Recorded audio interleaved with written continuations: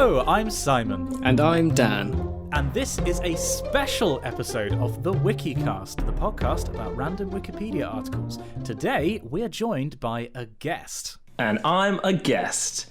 My name's Taha, Taha Khan. Can't stop me on YouTube and Twitter. That's what I do. I make comedy stuff, but mainly I just sit on Twitter and make jokes. So, yep, that's me. And Taha, what article are we talking about this week? This week, Dan, we're talking about Cicada 3301. I picked this article. I don't even know what it is. Right. Nailed it. Perfect. Yeah. So it's an insect, is it? Okay, so it's not an insect. So I came across this like a couple of years ago, last year when a flatmate of mine who does maths basically told me about it, and it's the name of a secret organization. Oh my god. Ooh. And so essentially, as it says on the wiki, it's like name given to a secret organization that on 6 occasions has posted a set of puzzles and alternate reality games to possibly recruit code breakers, linguists from the public. Oh, cool. Yeah, and the creepiest thing about this organization is that no one's claimed to, like, none of the intelligence services has claimed to run it. None of the known hackers, hacking organizations, have claimed to run it. No one's tried to monetize on it. And the actual puzzles are super complicated, and they're all online. It says here the puzzles are focused heavily on data security, cryptography, and stenography.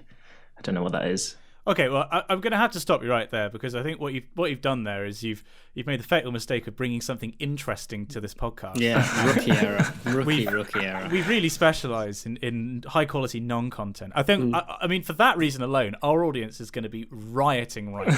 They're all just spinning. I feel like in we their should possibly backtrack a little bit and talk about how this came to be, because obviously this is a podcast that Dan and I have normally done, and I think this started because you basically messaged me, Taha, didn't you? You said that you were a fan. I mean, yeah. Perhaps that's the first question. Why are you a fan, and how did you find us, I guess? So I'm a massive podcast nerd. I listen to podcasts basically every waking moment, which is not good. I've realized very recently that it has a tremendous effect on your focus. But because I listen to a lot of things on double speed, then you go to lectures and they're not in double speed, and you're like, hey man, can you talk faster? Yeah. But yeah, I tweeted being like, hey, does anyone have podcasts? And you, being the selfless man that you are, oh yeah, I did. I forgot about that. You self-promote. You tried to blame. So hang on. So we were blaming Taha and wanting to be on here, and it was actually you plugging yourself, Simon. Is that what we've established? I mean, I had forgotten that was the case, but yes, that is exactly what happened. My goodness. Yeah. So you basically promoted your own podcast, and I was like, oh well, I'll give it a go. A lot of the time, I find that if I know the people who are making the podcast, I tend to not want to listen to it. So you got past that, which was good. Either that means your podcast is really good, or you're not my friends. So, you can... Okay, so we barely know each other, is what we've established. Yeah, pretty much. Because we met what? Because we did meet. That's the other thing we should say, is we met at what we talked about last week, I think, which was VidCon Amsterdam. Mm-hmm. Yeah. But yeah, you both remind me a lot of like you mentioned before, the Hello Internet style podcasts, where it's just two people who are interested in a bunch of things, talking about things. And I needed more of those, because I only listen to Hello Internet in that genre. And so I guess you just, you fulfill the requirement of being basically the Tesco value Hello Internet. So awesome. Put that on a sticker. So I'll buy it. Amazing. In 1 week, I've been described as a Walmart brand Nathan Fillion, and the podcast has been described as the Tesco brand Hello Internet. I mean, nice. I mean, wow, doesn't get much better than that, guys. I mean, depending on how how highly you value Hello Internet, that's a compliment. Yeah, true. I imagine now that we've got you as a guest, we're upgrading from Tesco value to kind of Co-op irresistible. It's still not great, but it's kind of getting there. It's getting a bit higher. I will defend Co-op truly irresistible. I mean, I did used to work for Co-op. I think that is a quality supermarket range. Did you used to work for Co-op? Yeah, did you not know that? You never told me that, and you lived with me for like nearly a year and a half. Yeah. I used to work on the tills for Co-op when I was in school. God, you're an enigma. Nothing. None of us know you. Yeah, well, so yes, I will very much defend the truly irresistible range because I think it represents not just great value but also high quality. For God's sake. Wow. And it's not Marks and Spencer's, I'll give you that, but like That's very true. I feel like, you know, to say that we are at the truly irresistible level, I think is testament to Taha, really. I mean, you've pulled us up by our bootstraps. Oh, well, thank you very much. I mean, truly. I was going to ask you guys, like, why did you, like, Simon, you messaged me being like, hey, do you want to be on the podcast? I said yes immediately because I just love being on podcasts. However, like, I was, like, quite, like, confused why you're like, oh, we want you to be our first guest. So I'm going to flip that question on you. Well, I think in a guest, we wanted someone who was funny, basically. And you are possibly the single most consistently funny person I follow on Twitter. Like, it's kind of amazing, actually. Like, consistently, if you look through your tweets, we actually have about the same number of followers, I think. About 7,000, that kind of range. Oh, wow.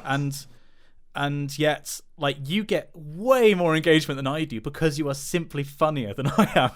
So I was like, if we don't have any talent that's homegrown in the podcast, I think we can import some, basically. Because, you know, I get all with Dan. I mean, I'm working with what I've got here. I mean, there's no need to rub it in. You immediately start discussing Twitter analytics, and I'm a lowly scrub who's sitting on, like, I think 900 and something followers, people who vaguely pay attention to things I say. That All right, Whittaker, hang on. who was, you know, like, diehard fan of the pod. So everyone should go and unsubscribe. It's Twitter. I'm so on YouTube mode. Everyone should go and follow at Daniel J Moore on Twitter. Stop giving him that ammunition. He has some good stuff to say from time to time. I mean, it's true. He's not. It's not all waffle and meaningless. Yeah, I mean, at the moment, to be fair, our timelines are mostly Wikicast fandom stuff. By which I mean it's mostly baguettes. Yeah. Also, that and that is the perfect point to interject there. Dear listeners, we love you dearly, but why? Baguettes. I came in. I made a sneaky appearance in one of my Foreheads live streams, which is the weirdest thing I might have said today. And I asked the question, and they refused to tell me. They refused to give me any more information. I can tell you where this came. Are you aware of this, Taha, by the way? Like, this memery that's been going on. See, I'm not. I follow most of it, but I have not heard about the baguette thing. Okay. So it's madness. We have been photoshopped as baguettes. I think the most recent thing which I saw was somebody wanted us to make, like, love pillows, like, you know, what you see, like, anime printed on, so neckbeards can go to sleep with their anime characters. And someone had done one for us, which was just bread. And you should have said, "I don't baguette it." I don't baguette it. There we go. There's the value. There's there you go. The truly irresistible merch. Amazing. Why would anyone want to take us to bread? Is my question. For God's sake. So I can tell you the answer to this because somebody, and I can't remember who it is, I'm very sorry. Oh, for God's sake. Somebody created the Wikicast wiki, and I just went on it, and hecking Ruddy George has changed it all to Comic f***ing Sans. Ruddy George. What are you doing? Come on, buddy. But yeah, we now have a Wikicast wiki because of course we do. And there isn't much on it at the moment, but one of the pages is baguette, which apparently during one of your Forehead's live streams, Dan. And incidentally, I'm a big fan of saying, like, if you're in the room, your forehead rather than Dan's forehead, like it's a username. To me, it is your forehead that's gone sentient. Yeah. Apparently, your forehead, I should say. Your forehead went on the French version of Duolingo, and so readers started talking to each other using bread and baguette emojis to sort of react, and then that kind of became a thing. I see. Okay. Yeah. That makes more... Well, I say it makes more sense. It makes more sense relative to the nonsense that it is. Yeah. But yeah, at least a little bit of light has been shed on that. Thanks. So, I mean, Taha, you are going to be part of this memery, no doubt. I mean, you're the first guest. This is like I mean, you know, I suppose as you said, like, you know, the first guest, because hopefully we'll do this more in the future, because hopefully our fans won't hate this format. But you're gonna have a page on this wiki. What do you think is important to have on there? I think that the top of like the title of my Wikipedia page should definitely just be my Twitter account. It should just be like a live feed of my Twitter account. I think that would be really important for everyone to know about. I love that like the nation of Wikicast has its own subculture that like the rulers don't even like understand. Yeah, it's beyond our control now. It's like they're going to be planning a coup. This is literally what's going to happen. In the next couple of episodes, they will have worked up their own little kind of like, rather than working symbiotically with us, they're going to spread off and going to take over. It's going to be disastrous. Well done. I feel like I've created a sentient AI. Yeah. Genuinely. It's like it's gone rogue. I mean, to be fair, like one of the articles on the Wikipedia is just titled "The Night of February 17th," which just sounds like the Night of Long Knives. Like this was the night when they gained sentience and they overthrew us. And it's like it's got subsections and everything about like how your forehead streamed, Dan, and then there was the reading, quote unquote, of your forehead, because yes, as we determined, your forehead has a very, very nice voice. This is so we alluded to this last week. And you mentioned in passing that it was quite a pleasant voice to listen to. I then finished the recording, and in classic old man Dan fashion, saw that it was about 8:45 and that I needed to get in bed bloody quick, otherwise I wouldn't get enough sleep. And I thought, you know what, I'll have a brief listen. I'll see what all the hype is about. And I was not prepared for the levels of ASMR calmness and just sheer joy that is the voice of my forehead. Oh my goodness, it's glorious. I mean, it's really something. And actually, your forehead streamed the last episode, I believe, on Twitch, and so there was like live chat happening. So I really hope that if you're watching this on Twitch, if this has happened again, big hello from all of us, because I think that's fucking amazing that this is happening. I think I'm definitely going to try and tune in. I know that my plans for Saturday morning are basically going to be recovering from the mother of all hangovers. As it's Hugo and I's big birthday bash, which is going to be just the messiest thing that's happened to Exeter. Since J.K. Rowling announced that she didn't know what Firehouse was. You say that, but I'm just going to read. We will get back to you, Taha. Talk amongst yourself. From the Wikipedia, there's the last section of the night of February 17th was about. The inside man on the Discord decided to forego the rules of the Discord by, after getting quite drunk, sending an image of chapel choir member Hugo photoshopped into a gay orgy. Parentheses, It is worth noting no genitals are visible, but heavily implied, end quote. So, I mean, you say it's going to be the messiest event. I don't know. Hugo's big gay orgy has something to be compared to now. This is true. Sorry, do you know what? We've done what we always do, which is go down a massive rabbit hole. You left us hanging. We left our audience hanging with this incredible Wikipedia article that you found. Yeah, there was a Wikipedia article involved. Yeah, as is always the case with the Wikicast, it's like, oh shit, yeah, we were talking about that. So what was the name again? It was Cicada something. Cicada 3301. And why is it called that? the logo is like an insect. Okay. Is it spelled cicada as in the insect? I've never heard of the insect, so I'm going to go with yes. Awesome. The thing that I find like scariest, the reason I chose it was when I was like introduced to this, like these puzzles, I basically realized that this, like even to create this puzzle and the people breaking the puzzle are of an intelligence that I can never achieve. Like I was just like, okay, these people are just so much smarter than me that I am so scared of them, because it's like there's just this like shadowy organization of like super intelligent people, and they're recruiting more super intelligent people, and we just don't know what they're doing. Oh my god. It's like S.H.I.E.L.D. It feels like it's one of those massive super organizations that you see in sci-fi, but you just assume could never be real, because who could ever be that intelligent? But yeah, it's like the company. Who's the overarching evil, like in the Assassin's Creed? What's that name? I've never played an Assassin's Creed game, I'm afraid. There's like they haven't. Oh, hang on. Talk amongst yourselves, everyone. Dan's gonna have to look it up because he's gonna implode if he can't find it. I mean, if it's the overarching evil, I think that's capitalism, isn't it? Oh, wow. Edgy. Sorry, I just cut myself on the edge. Wow, edgy. Jesus. Oh, Corbyn speaking of like vaguely related to economics, I do want to defend the two episodes ago, the recession article that you guys we seem to hate. Yeah, we were like, it wasn't very interesting. As an economics student, I was very I was like, I'm gonna be the first to defend this article. There's not much to defend. I did go and look at it, and I basically realized, it was pretty boring. But however, I did want to say that a fun fact about recessions is that they happen all the time, which is why it seems like everyone's always in a recession. It's a natural part of life, guys.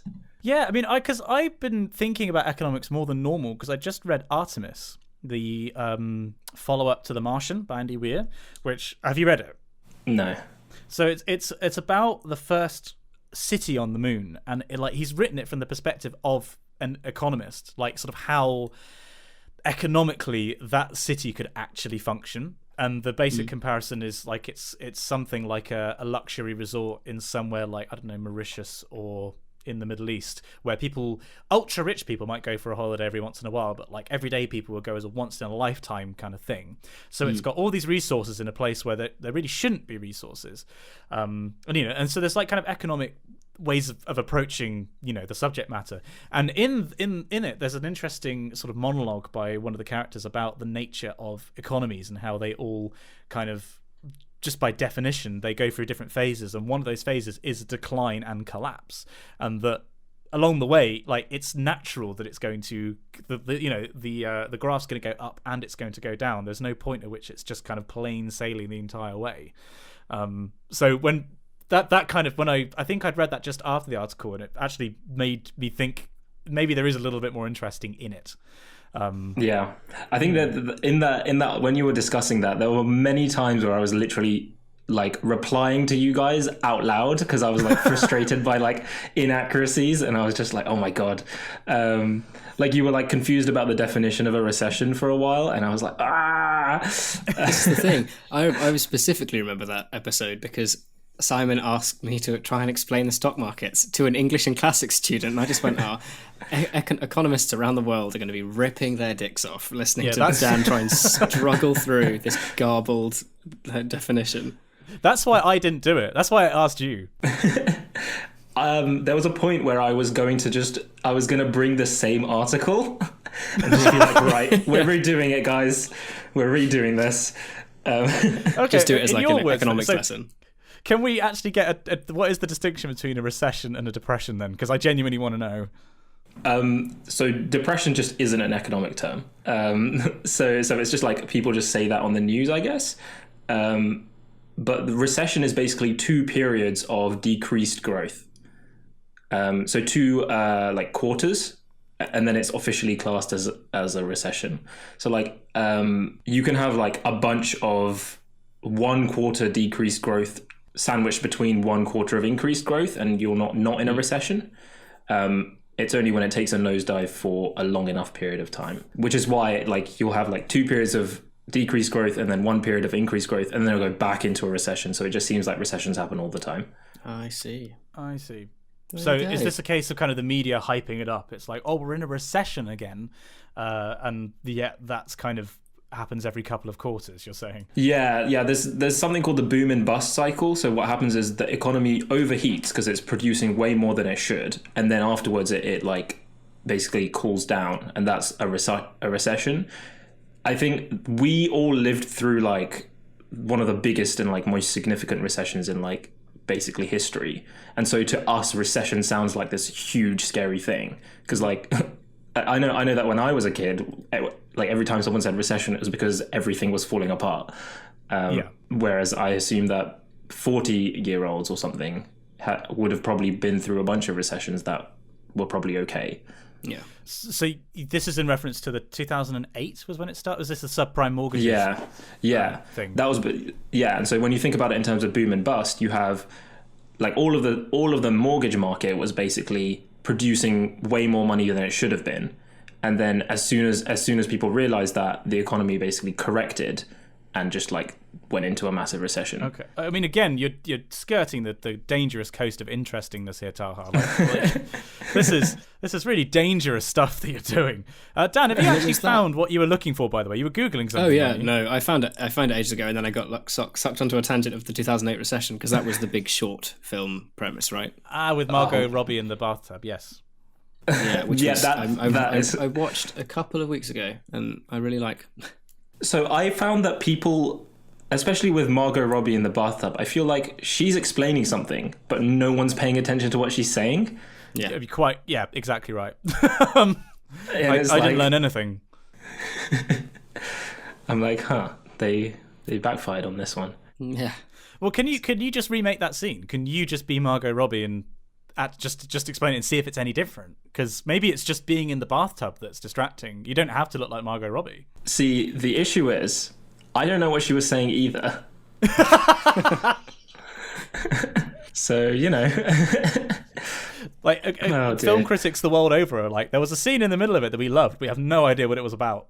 Like, the world is baffled. Yeah, I guess we'll never know. Incidentally, Abstergo Industries. Oh, the Assassin's Creed thing. Yes. Mm-hmm. Okay. I'm glad we got that cleared out. I'm sure people are dying to know. Yeah, our listeners can kind of sit back down, calm, breathe. For some reason, I thought that was the name of the bathtub. Yeah. I was like very confused why you knew the brand of bathtub. Yeah, I've got a bit of a fetish for bath. Also, okay, so speaking of fetish, this says quite a lot about how the way my brain works. I think fetish, and then I thought that the love petal scene out of American Beauty, which I think is the perfect film. Bloody hell! Yeah, sorry. Carry on. But one of these days, I rewatched yesterday on a break from writing an essay, which in itself was hilarious because it might be the worst essay I've ever written. I was watching Madagascar, and there's a direct call out to that scene. Sorry, did you pronounce it Madagascar? Madagascar. Yes. Madagascar. It's actually Madagas Automotive Mobile. So. Just in the just Elon Musk sponsored remake, it's going to be Mada Tesla. Yeah, Mada Tesla. Yeah. I went on a gap year, so I know how it's pronounced. I see. I'm very cultured on like your gap that. year. Yeah, on my gap year. I was thinking about Madagascar last night. What was I? Oh yeah, I was having an imaginary argument with someone about conservation. Yeah, sorry. Do you ever do that where you like what? You have imaginary arguments about conservation? Usually they're not that niche, but go on. But like you have an you like someone. You imagine that someone's come up to you and they're like all up in your face about a subject that you're actually very passionate and like kind of knowledgeable about, and you're just like, oh, this is how I'm going to take this person down. And then you have an argument where you play both roles and you'll speak out loud and then maybe like say your bit and then move to another part of the room and then reply as the other person, like that scene in like the short that came off the Toy Story with the guy playing chess against himself. You ever done that? I do that a lot with the whole kind of like either I'm imagining that I'm giving some kind of speech or giving an interview. Well, so you're giving the speech, and then you're in the audience. You're like, "Woo, you're doing great!" And then you like go up on stage and like, "Thank you very much." This usually occurs when I'm like doing the washing up, or kind of something equally as again, old man Dan returns with a passion, and I'll be kind of like watching there. Or the bad habit I've got into at the moment is replaying particularly tricky appointments that I've had at Apple in the day. And I return to that and I'm like, who was it? Oh yeah, it was like Jeff Henderson and he had this issue. And I like replay it and I basically try and script the entire thing. So it's this one fluid, seamless, oh my God, this guy knows exactly what he's doing. But then I'll get too into it and splash like fairy liquid everywhere and have to stop and seriously examine how into my job I am. Do you do this, Taha? Yeah, no. That's so weird. That's so weird you don't do that. I was like, yeah, I really can't relate to this until you said the Apple thing. Like I don't understand what Simon was saying about like coming up with. I feel like this is a very sort of like once you're Dr. Clark, you want to show off your knowledge, whereas I'm like a clueless boy and don't have any knowledge to show off. And so I couldn't relate to the idea of someone coming up to me like and like having an argument, because I would just be like, okay, man, you're probably right. Well, you're saying I am so powerful, I have to invent my own opponents who are like strong enough. You'd rather critique it in the privacy of your own home, listening to a podcast after the fact. It's Simon versus Nega Simon. Pretty much. But I do have like a similar experience where, so I don't script any of my YouTube videos. However, really? Yeah. Genuinely? Yeah, like I've never scripted a video. Wow, okay. Okay. But what I do is, once I have an idea for what the video is going to be, and I'm doing chores and stuff, I know that I'm going to record like tomorrow or whatever. All of the day before, when I'm doing chores, I'll be like imagining myself talking about the topic. Mm-hmm. And so I'm like performing the vlog in my head, so that when I get to the actual vlog, it feels like I've already done it. So it's like you're writing it, but you're not actually writing anything down, but you are, creating a mental script. Yeah, I guess so. But I don't necessarily change anything really. It's just like it's like as if I turned on the camera, spoke, and then I just did the same thing again. But yeah, I guess it is like a first draft, and then when I go in to do the actual thing, it's just a second draft. Yeah, because it's less of an emphasis on like the kind of wording of the script, but like a nice way to kind of almost kind of verbally flowchart the way I do. I do also do this very regularly when I've got upcoming like seminars and stuff. I know that we've got like, we'll have our chosen discussion point for the week, and a couple of days before, or if I have interviews or stuff, just like running it through. The thing is, I get too into it, and I'll kind of like give fake pauses when the other person can ask a question. But obviously there is no other person and there is no question. So there's a period of silence where you'll just hear like, glasses and plates sloshing about in the washing up bowl, and then I'll reply with, "Oh, well, I'm so glad you asked." Oh my god. Yeah. I mean, this is the kind of thing that keeps me awake at night. Like, the kind of stuff that stops me from going to sleep is I will be doing what you're doing, Taha, and like writing a video in my head. Yeah. It's like conceptually scripting it. It's not the exact words. It's like, oh, talk about that point, and then that point, and then it's like, and then therefore this, but that. And yeah, like I totally empathize with that. But that's just amazing to me that you didn't script your videos, because they seem like, not, I guess polished is the wrong word, but like conceptually polished to the point where they feel like they must have been scripted. I think the secret there is that I'm a terrible writer of videos, and I'm a terrible performer of videos, but what I really excel at is the editing. Like like that's where I like know that I can do well. Whereas, because I once filmed a video with a friend of mine in the room, and they looked at me like, this was the worst thing that you have ever done in your life. Like, I just crashed and burned for like 20 minutes. And then they watched the video and I was like, oh, that was really funny. But like, I was there in the room with you and I have no idea how you did that. So I really that's one of the reasons why I've never done, and I don't think I would ever do a collab, because I seem like an incoherent mess when I'm with someone or like in person, and then it's the editing that does all the like magic.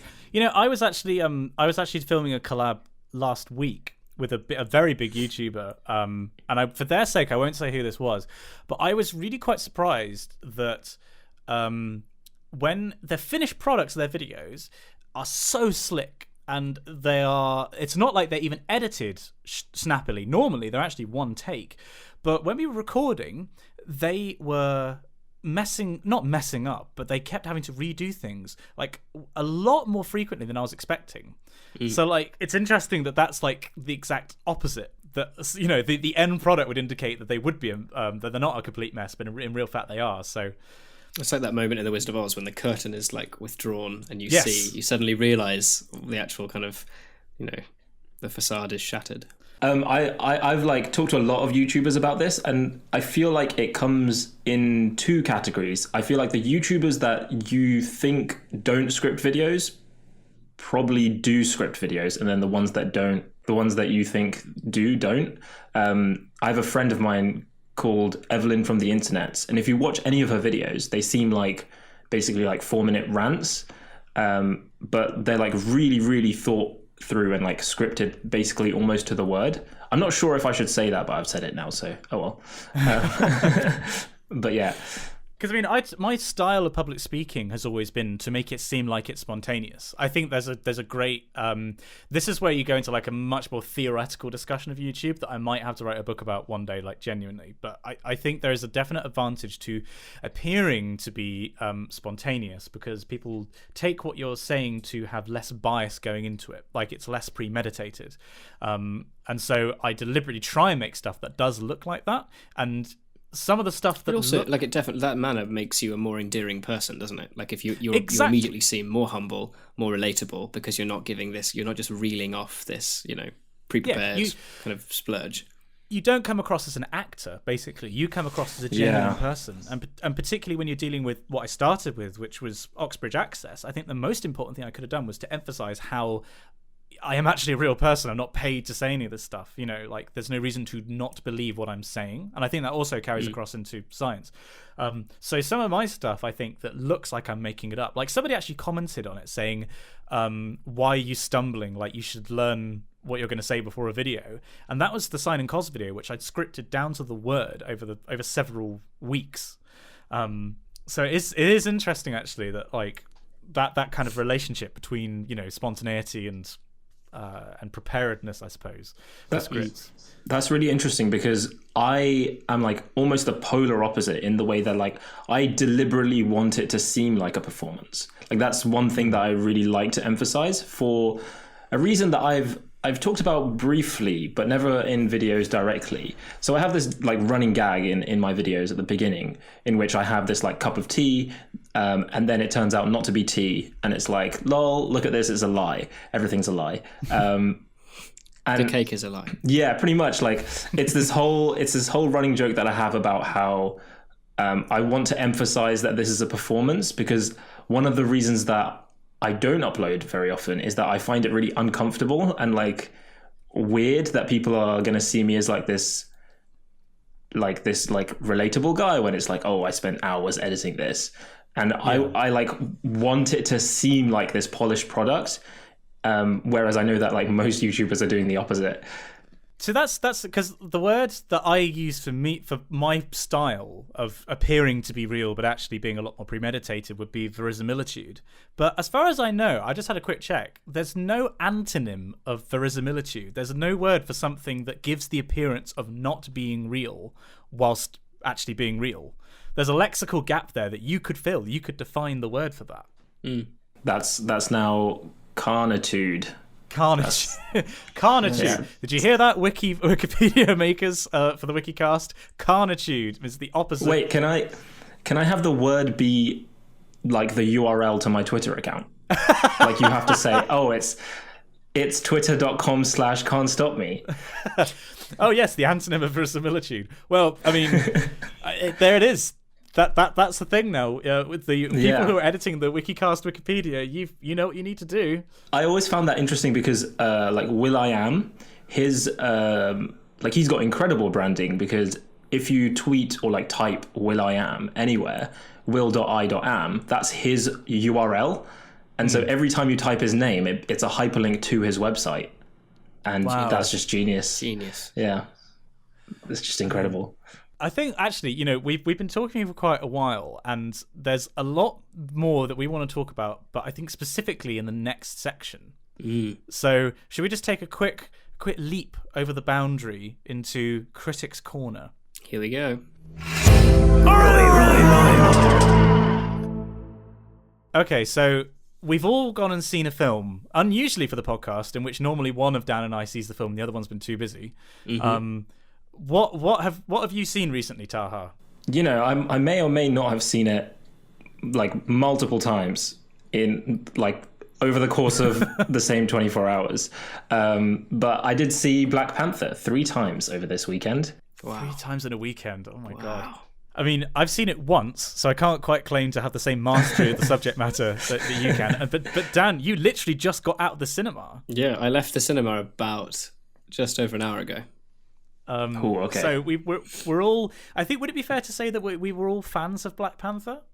No, I had no idea. Like, oh really? Okay. Yeah. So I don't watch trailers for films that I know I'm going to see. And what I try to do with those types of films is I try to just incubate myself away from everything else. I don't know if I used that word right, but oh well. Like everything to do with it. Yeah. So like on Twitter, you can mute words. So I had like Black Panther muted on Twitter, and like I had it all, like I really went serious about this. So like I've had Star Wars muted and like a bunch of the Infinity War muted, things like that. So I went in not knowing anything apart from what we already know from, was it Civil War where he was in? Yes, Civil War. Yeah. And so that's all I knew.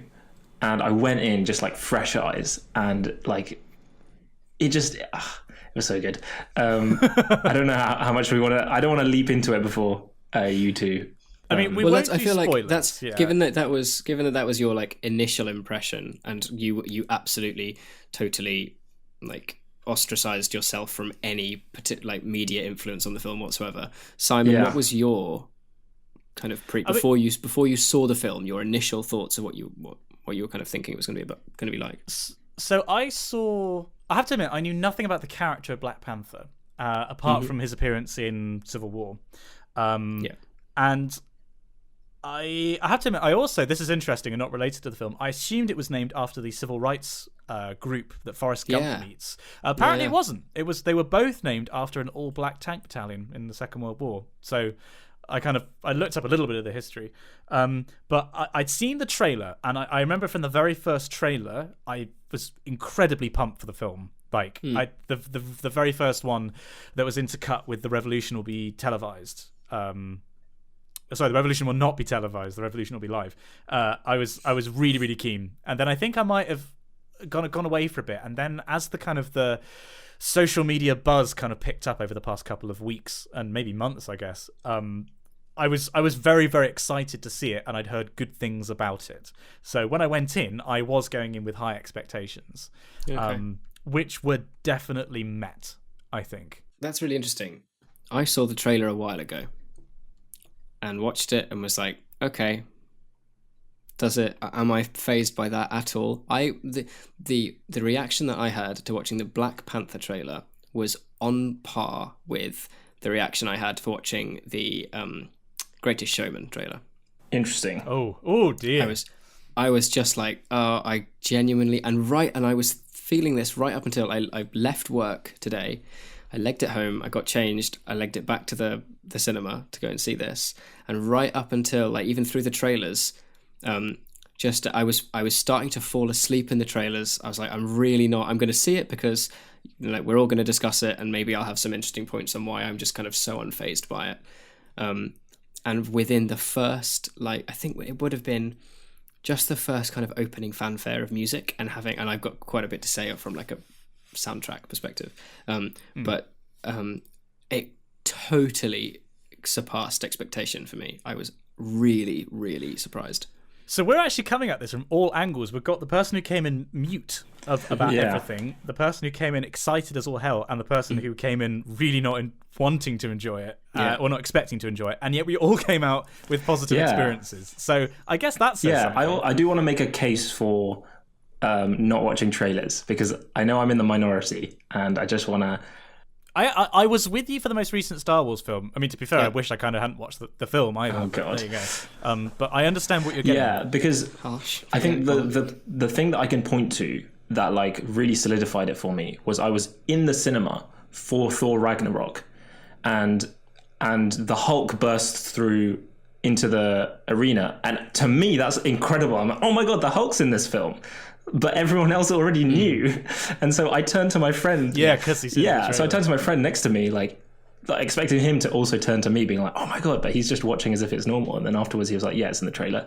It was also on the poster, which I somehow missed, which was incredible. But oh yeah. You really were like properly like blinker vision. that was just, I think I just got really lucky. But yeah. As the other person, Dan, what's your take on this? I remember watching the trailer and thinking, and usually, you know, if it's a film that I'm super, super hyped about, I may like accidentally come across like the teaser for it, and watching the teaser, I'm not so fussed. But if it's a film that I'm super excited for, I will actively not watch the trailer, because I want to go in completely, you know, like raw. Phrasing. And after watching the trailer, I was thinking like, oh, I just don't. There's nothing about this that interests me at all. Without wanting to be too harsh, that literally every aspect of the trailer I was just like, I don't give a shit. Why? And I know, and like it was just basically, I thought, oh, it's another Marvel thing. It's another hero. It's trying to be different. I'm probably gonna have to see it. Okay, here we go. And then from going in, and it just literally and with going in, every one of my views, every preconception I had, I just like was polarized. With watching the film. So if anything, you watching the trailer made the experience of watching the film better because you went in with such low expectations. Yeah, in this rare instance, watching the trailer did the film a massive favour. That's really surprising anyway. Because I generally watch the trailer after I watch the film just to see. And I like was really glad I didn't watch the trailer because like you said, like when certain beats are going to happen, like that like a character has to end up in a scenario, and maybe going in with complete ignorance. I didn't know who the like ultimate villain was supposed to be, or like who the like antagonist protagonist dynamic was going to be, and then like watching the trailer, you kind of see it in some of like the fight scenes. I don't know. I think that you're probably right, because if you were like basically disenfranchised by the trailer, you're probably right to watch the trailer. Yeah. So I mean, Dan, I think that perhaps it's most interesting to start with you. I think you probably speak for a lot of people going into the film with Marvel fatigue. It's like for sure. Having seen so many Marvel films now. I mean, and I've been a big fan of them, and recently there have been some cracking ones like Guardians 2, Spider-Man Homecoming. I wasn't a fan of Thor Ragnarok so much, but like there have been some good ones, but everyone is getting a bit tired of it. So what about this was different, do you think? What made you engaged with it?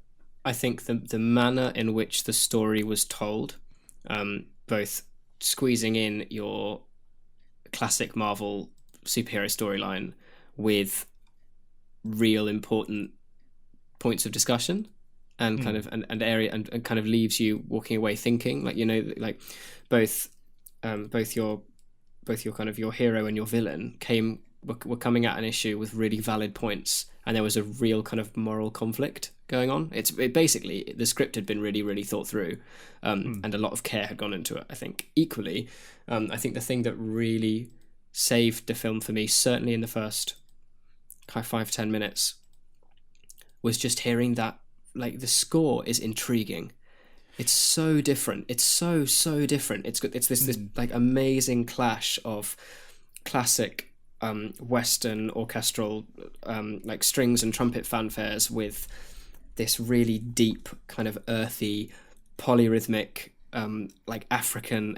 And they both work in such like beautiful harmony. There's a art critique term called Concordia discourse, which is often expressed through in one painting having conflicting points of nature within the same scene over in kind of when they both come together creates a sense of kind of overall harmony. I know this because I tried to apply that technique to Romeo and Juliet for an essay I wrote, and it actually kind of went kind of well. But for me, this was like the perfect kind of way of trying to explain that, because you've got these two things that are kind of so overwhelmingly different in kind of sound and mood and kind of, but they just worked so well. I left the theater, and immediately like Apple Music found the soundtrack and was going through being like, what was that one that I remember, this one specific track, I can't for the life of me remember the name, but it was just so like, oh, so good, so clever, so well thought through. Every aspect of the film. Now, did you notice who wrote the score? Wasn't it Top Dog Entertainment? Well, I'm not 100% sure, but wasn't it Kendrick Lamar's? Well, he did he kind of curated the album that went with the film. Oh, okay. Ludwig Göransson? Yeah, Ludwig Göransson wrote the music, who's an interesting person because they wrote the music for Community, Like that was his big break. And he also collaborated with Childish Gambino on his because of the internet stuff, and on that whole album. So like he's got this really interesting thing of like writing for mainstream media, and yet also has a really big hand in kind of like modern music, like contemporary music of that style. So like he has feet very firmly in those two camps, which made him perfect for this. I mean, what did you think of the music, Taha? Actually, I agree with like what you said about the real contrast of like not only just like, I don't know, I really understand what you mean when you talk about like the earthiness of like one side of it. The thing that I'm like very vague on, but I was watching an interview with the director, and I'm not 100% sure if I understood what he said right, but I'm pretty sure that Top Dog Entertainment, which is the company that Kendrick Lamar owns, is like the company that I've forgotten his name, the guy who wrote the soundtrack, Ludwig Göransson. Yeah, is the company that they worked with, because I think they gave over basically the entire creative control of that soundtrack to Top Dog and TDE, which I found to be like a very interesting thing to do, if I'm like understanding this correctly, because they are a hip hop like company, like they don't do movies. That's their like focus. Yeah, which makes sense now that you say that he did, like the composer has done work in that field before, so it makes kind of sense where his background like intersects with all of this. He's like entrenched in a specific demographic, a specific sound, or less so a specific demographic, but knows how to elicit a certain feeling by focusing on key kind of sounds and themes. I think the thing which, and again, this is what my first reaction to the whole trailer actually was with the music. I'm not sure if like it's taking cues, so basically the stuff that we identify as African in a kind of a broad sense, like the stuff that's not from the Western tradition, it's not your typical movie strings. Like that tribal kind of sound. Yeah, like, now I'm not sure if that is from a specific part of Africa or if it's meant to be a kind of like generically African sound, because I feel like if it's the latter, imagine if you try to do that for, say, there's just going to be a European sound. Like, I think it's exactly the right creative decision to have the music have that as an element. But don't you think you lose a lot of the kind of complexity? You're kind of boiling a whole continent's musical culture down into one sound, or is it just focusing on one specifically and just kind of like with the language, like they've just chosen one musical culture to recreate? I think they must have been hyper aware of wanting to create a sound that when you heard it, you thought tribal rather than trying to pin it down to some specific geography, you know. Likewise with, I think what probably encountered more of an issue there is the language point that you raised. Like that's very, it's a kind of unique sound, and I'm sure if I knew more about kind of the various kind of dialects of kind of rural Africa, then you'd be able to pin it down to kind of a specific kind of nation. Tribe. I actually asked about this. So do you know Alex Lathbridge, Taha? I think so, yeah. Yeah. So I asked him about this because he's his username on Twitter at the moment, as opposed to Rapstract or Thermodynamics, I believe his username is T'Challa Y. Or something like that. Like he's so into, he's gone full Wakanda basically. So I asked him about the language, and he was saying, but my question was, is it a mix of languages that they've made for the film, or is it one specifically? And apparently it's this is where my pronunciation is going to come in, because it's got a click in its name. It's the language of the here we go, guys. I think the language is Isik-Osa. I think it's the language that, for example, Nelson Mandela, like his where he ancestrally came from, that part of Africa, like between South Africa and Mozambique. It's interesting you say that, because when watching the film, I was getting such strong Mandela vibes from Chadwick Boseman specifically. Yeah. It, like, less so in his his kind of manner and attitudes, but more just literally his sound, the affectation of his voice sounded so similar. That, and occasionally, who was that boxer? He's super well known. It's like a posh looking hang on, right? Talk amongst yourselves. Dan's going to find Chris it again. Eubank. It's not going to be Abstergo Industries, but give me a moment. So just to round out this point that Alex got me onto, apparently the reason why they went with that language was the guy who played the original king of Wakanda, who died in Civil War, John Kani, I think his name was. He, on the set, there was a line that was in English to his son, T'Challa, and he said to the director, like, why would I say this in English? I'm talking to my son in private. So they asked him, what would you say? And he said something in, well, I guess it'd be Osa, or however you pronounce it. I'm really sorry if I'm getting that wrong. I did some research. Vaguely, and I think that's how it's vaguely familiar, that name. So I assume you're hitting the mark relatively well. Okay, because it's really interesting. There are 3 kinds of clicks in that language, and that's the side mouth click. That's like kind of if you were like summoning a horse, like the kind of sound. So in Orsa, if that's how you pronounce it, he just used that because that was his second language. And then it turned out that Chadwick Boseman actually knew a little bit of the language, so he replied to John Canny's line in the same language. And so from there, they were like, well, I guess that's just the language of Wakanda now. Which I don't know. That's so fascinating. Story. It's like a throwaway thing that turned into like a massive point in the MCU now. Yeah, and it's such a cool sounding language. I mean, I did some research, and it's meant to be one of the most difficult languages in the world to learn as well. Like, and it just sounds so cool. There's a South African comedian who's on QI sometimes, and Trevor Noah. I think it's him, and there's a section where he speaks in his kind of native tongue, and it is the most kind of lyrical, percussive at the same time. Like, yeah, it just seemed really considered culturally. A lot of thought had really gone into it, not only to try and be thought provoking, but to be sensitive and like encompassing. And yeah, I genuinely desperately want to see it again.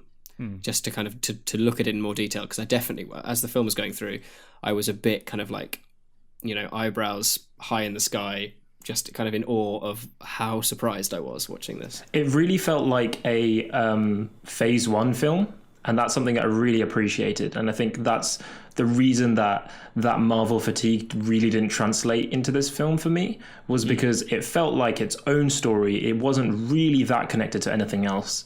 And that like really did wonders for it kind of not having, you don't have to strain to be like, oh wait, where was this character at the end of that film, and like where are all of these moving parts? And I think that's where a lot of Marvel fatigue comes from.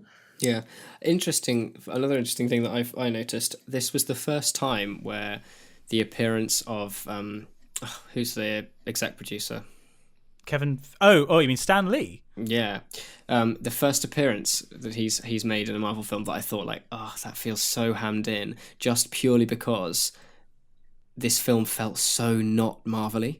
It felt really different, and like obviously his appearances are hammed in. That's the point, but they make sense in the context of the previous ones because the nature of the film is hammy, whereas this one was so not. It felt so different. Yeah. I also felt like we all just went in at the same time. we all just have so much to say about this film.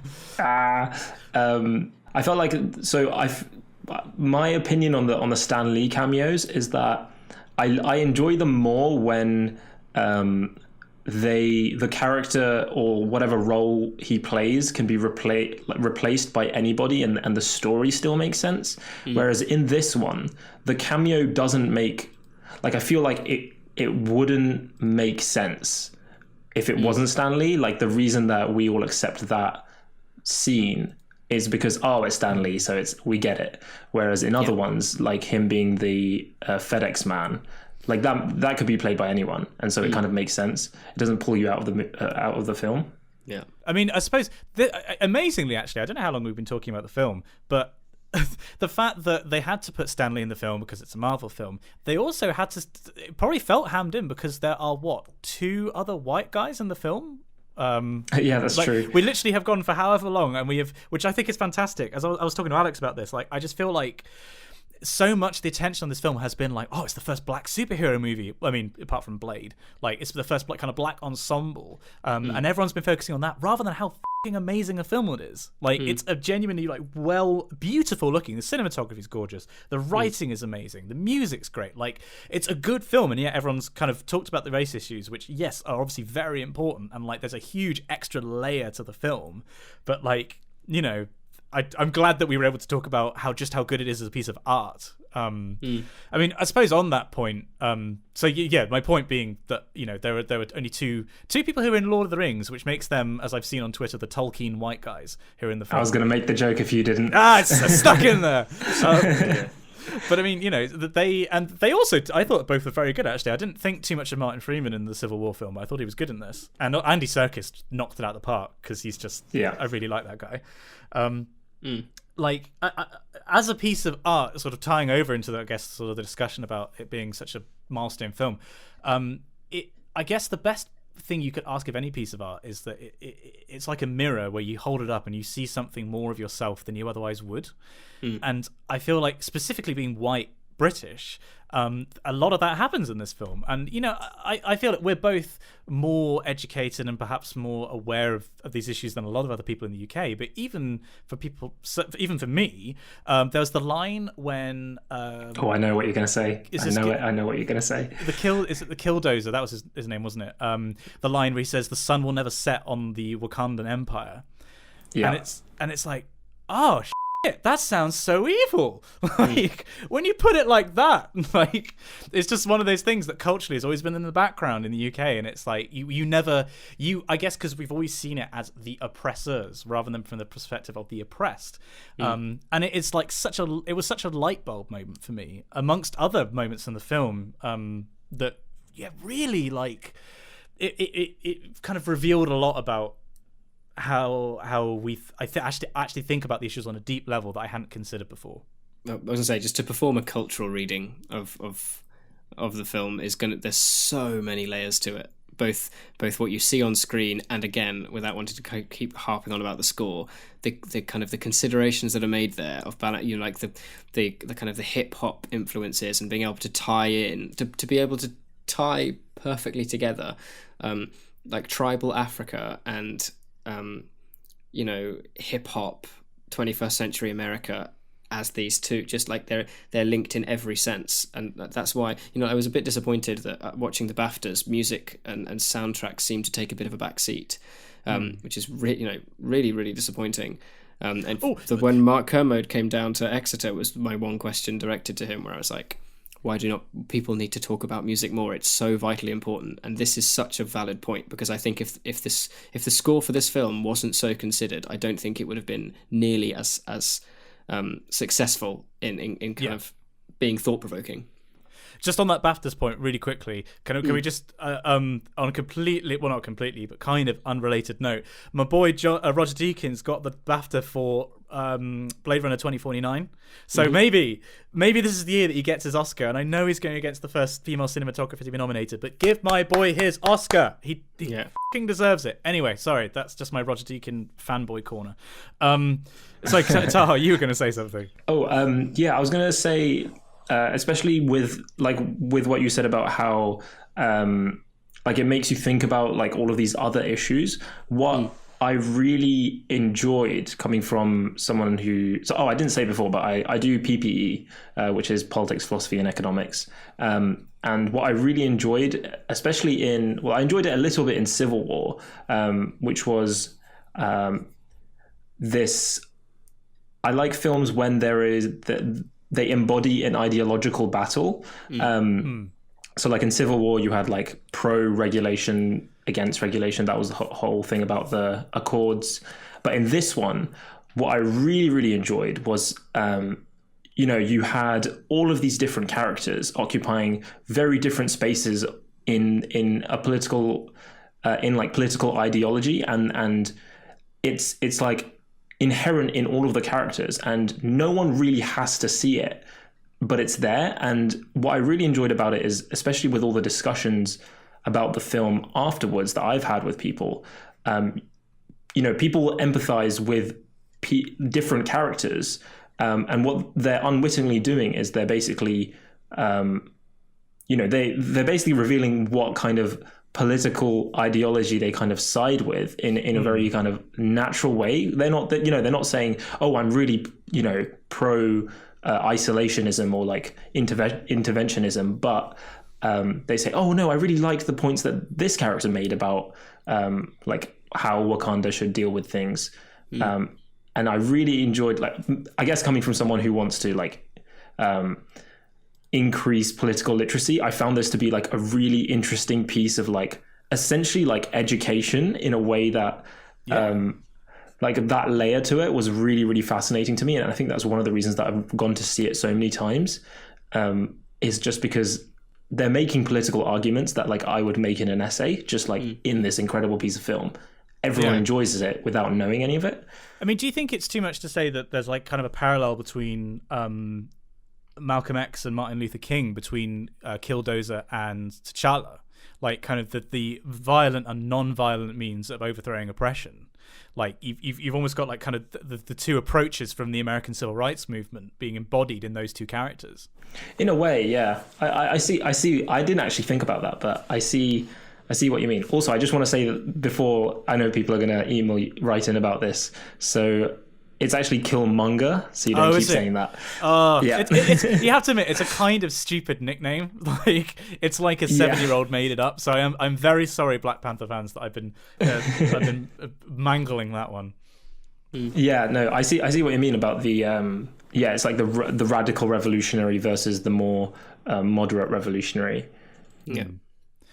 I mean, also there's the kind of, it's the way that not only does the kind of the points that it raises are kind of incredibly valid and important to be discussed, but at no point does the film feel any urge to force feed you what's going on and try and sway your answer. It really allows it allows you as a viewer to think. I think as a whole, it's really interesting to track the thought process and overall intent of the past, like including Black Panther, the past three Marvel films, because or maybe 3 or 4, because it's representing such an important shift in their kind of like cinematic outlook, not only in the kind of like the style in which the film is being presented, but just actually kind of thinking about like their purpose as filmmakers and I think it's incredibly refreshing.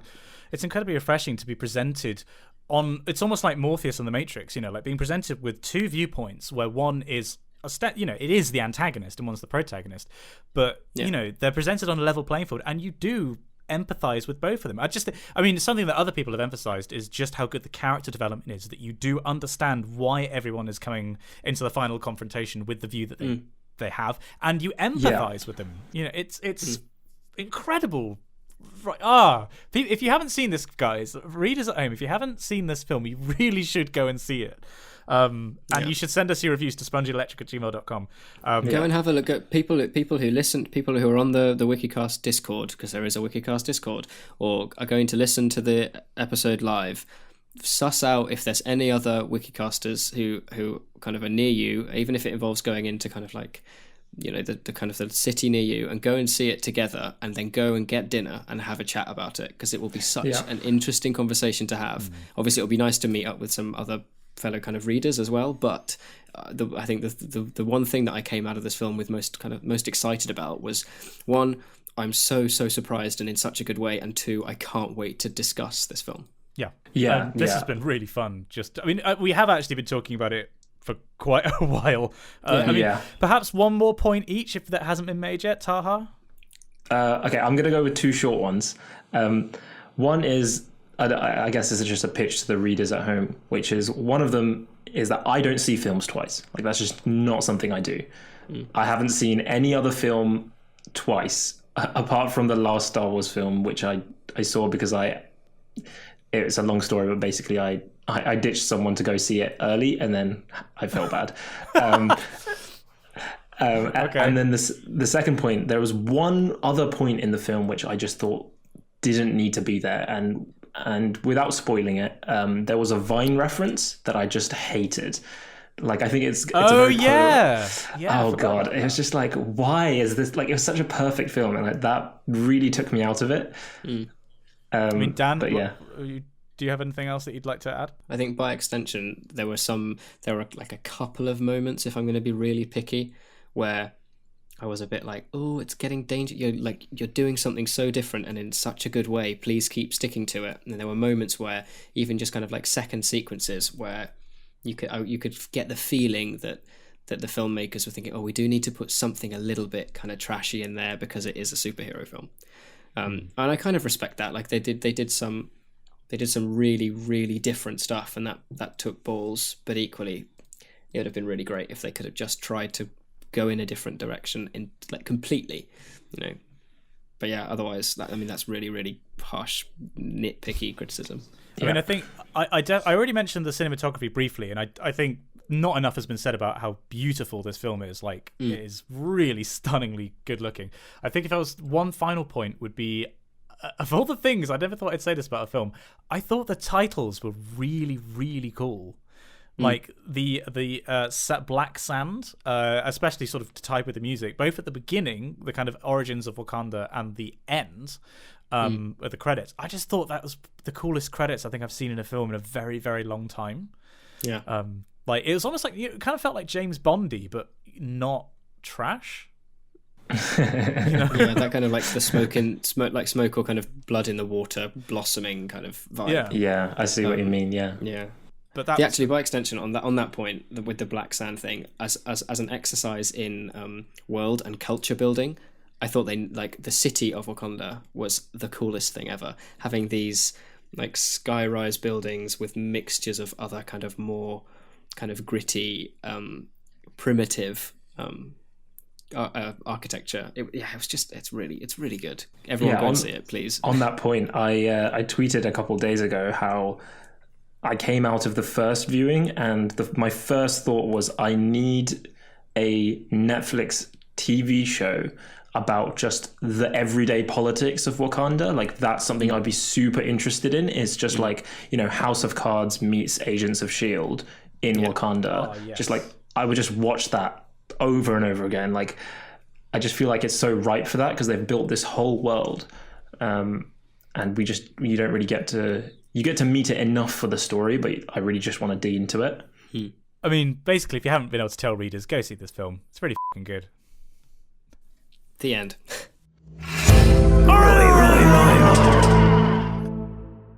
And after that huge ramble, it's that time again to thank our amazing supporters on Patreon. These are our kind of honorific lads. Every dollar donated does make a huge difference. It allows us to more easily coordinate things like having a guest on today, which is being so much fun, and pay him but also a lot of money. I mean, he has not come cheap. That is true. I required 2 Freddos. Also helping with kind of hosting costs and you know, merchandise, which should be hopefully getting some results of that in the next couple of weeks. But yeah, this is basically our time to thank you. I may be receiving a batch of merchandise tomorrow, possibly. Ooh, very exciting! A Chinese fireball. Ooh. So without further ado, we'll kick off with Lachlan Woods. Who is a lad? John Mannion. More like John Ladian. He's listened to the podcast before. He gets how this works. Okay. Nicholas? Ladius. I tried. I did it. Luke Thatcher. You're Lad Thatcher, am I right? Up top. Lad Thatcher sounds like a device for weaving your own pubes. I mean, Luke, thanks so much for your support, but also you're I'm gonna weave my beard into my pubes and strum it like a harp. You're a lad Thatcher. Oh god. Yeah, moving swiftly on, Simon Torseth. An incredible lad, playing it safe there. Yeah, nice. Alex Greer. Alex, I hate to say it to you, but you are a lad. You've tested lad positive.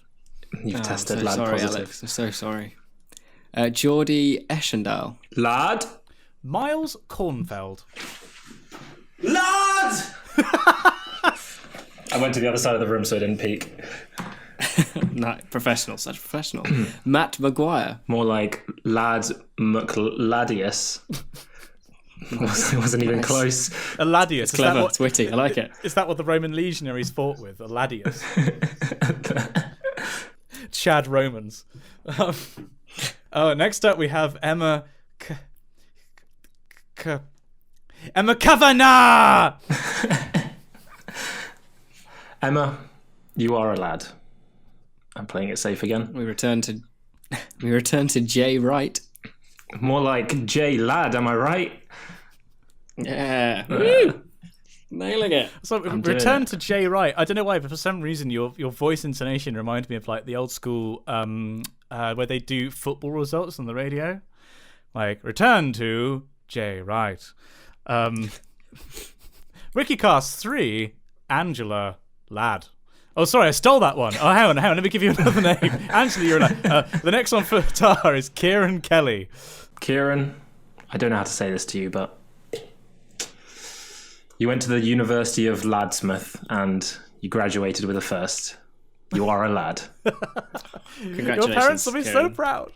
Oh, we've got wonderful Stephen. I mean, it's in the name. It isn't, but now it is. Wonderful lad. Oh. Wholesome. He's a good boy. Wholesome. What a good boy. Wholesome and adequate, I think you'll find. Oh, wow, that's a throwback. Which is a we'll explain that later. Yeah. All right. Next up, we've got Tapio Kirkenen. What? We say this. We always say his name incredibly tentatively. After Dan, the first time we read out a fan mail from him, he was like very unsure about how to say his name. So it's always like Tapio Kirkenen. I literally thought it was like cutting out because you were like so staccato with it. I was like, what is going on? But regardless, you are a lad. Davi Schramm Vontobel. You are the strongest lad. That's supposed to be in the weakest link voice, but you know, I tried. You are the strongest lad. I imagine you pulled your glasses down your nose and peered over them menacingly. In that spirit, we got Simon Vase. Bank! Lad. Oh god, here we go. No, he's got it this time. The scariest name. Here we go. No. I'll try my best. Here we go. We've got Azhagu Nagapan Nagasaravanan. Lad.